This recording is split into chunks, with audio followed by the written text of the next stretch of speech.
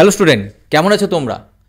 দেবনাগর sir academy নিয়ে এসছে ইতিহাসে, অর্থাৎ মাধ্যমিকের যে ইতিহাস পরীক্ষা 2024-এ, অর্থাৎ তোমাদের কালকে ইতিহাস পরীক্ষা হবে। তাই তোমাদের জন্য ভিভিআই কিছু কোশ্চেন নিয়ে এসেছি 4 মার্কসের। আমাকে বারবার করে বলা হয়েছিল যে 4 মার্কসের স্যার কিছু কোশ্চেন দিন, ঠিক আছে? তোমাদের 4 নম্বর মার্কসে দেখবা উপবিভাগ বলে আছে, এই যে উপবিভাগ ঘয়ের 1, তোমাকে এই ঘয়ের 1 থেকে একটা কোশ্চেন করতে হবে, ঠিক আছে?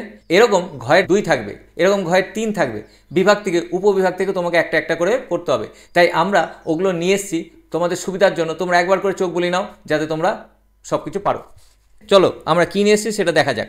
সবার ফার্স্টে ইতিহাসের তথ্য, ইন্টারনেটের ব্যবহারের সুবিধা অসুবিধা দেখতে পাচ্ছ, সবচেয়ে ভিভিআই।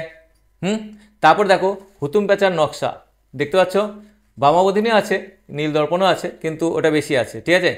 তারপরে দেখো বিদ্যাসাগর, রামমোহন, একটু করে চোখ বুলিয়ে নিতে পারলে হবে। নারীদের ইতিহাস স্টার দেখতে পাচ্ছ তো, হ্যাঁ? তারপরে দেখো 17 বছর যদি একটু আইডিয়া থাকে, না হলে আমাদের মেন হচ্ছে এই যে সরকারি নথিপত্র লাস্টের দিকে দেখো আছে, ঠিক আছে? সরকারি নথিপত্র আর সাময়িক পত্র, সংবাদপত্র দেখতে পাচ্ছ, এই যে এই জায়গাটা। আর এখানে 8 নাম্বারটা ভালো করে দেখবে, 8 নাম্বার 1 নাম্বার, ঠিক আছে? আর হচ্ছে তোমাদের হুতুম প্যাঁচার নকশা এই জায়গাটা, ঠিক আছে? আর 5 নম্বর, এই 4টা কি থেকে তুমি দেখে নিলে মোটামুটি হয়ে যাবে। চলো এরপরেরটা দেখে নিই।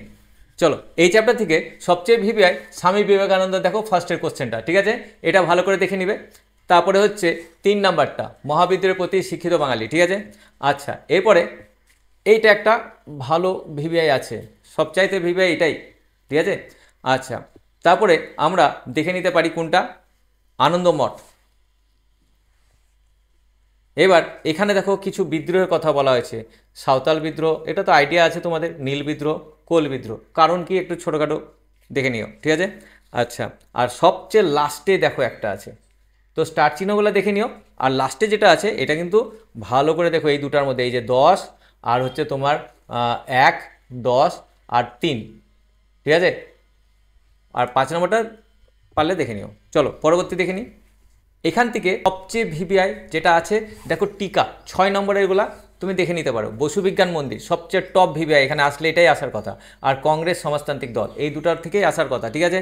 এই দুটোই থাকতে পারে, বাদবাকি তুমি একটু দেখে নিও, ঠিক আছে? আর কৃষক, ভারত ছাড়ো আন্দোলন, কৃষক শ্রমিক, দেখো এখানে স্টার দেওয়া আছে, ঠিক আছে? কিন্তু তুমি এই দুটাকে ভালো করে দেখে নিবা, এবার তুমি এগুলোকে দেখতে পারো। তো আমাদের ভিভিআই হচ্ছে 6 নম্বরের এই দুটো, তুমি এগুলোও দেখতে পারো, IACS, মোপলা বিদ্রোহ। কিন্তু সবচেয়ে ভিভিআই হচ্ছে বসু বিজ্ঞান মন্দির আর কংগ্রেসের সমাজতান্ত্রিক দল।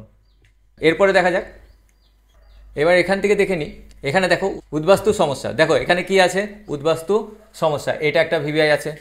হায়দ্রাবাদ কিভাবে অন্তর্ভুক্ত হলো, এটা 2 নম্বর, এই দুটাই আসার কথা, তুমি এটাও দেখে নিতে পারো। দলিত অধিকারে গান্ধী আম্বেদকরের বিতর্ক, ঠিক আছে?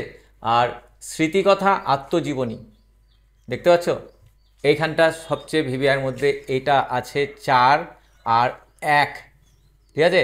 2, 1, 2, 4, ঠিক আছে? এরপরে লাস্টে দেখো বিনয় বাদল দীনেশ কেন স্মরণীয়, এটা একটু দেখে নিতে পারো। কিন্তু এর মধ্যে এই 3টাই সবচেয়ে বেশি ভিভিআই, 1, 2, 4।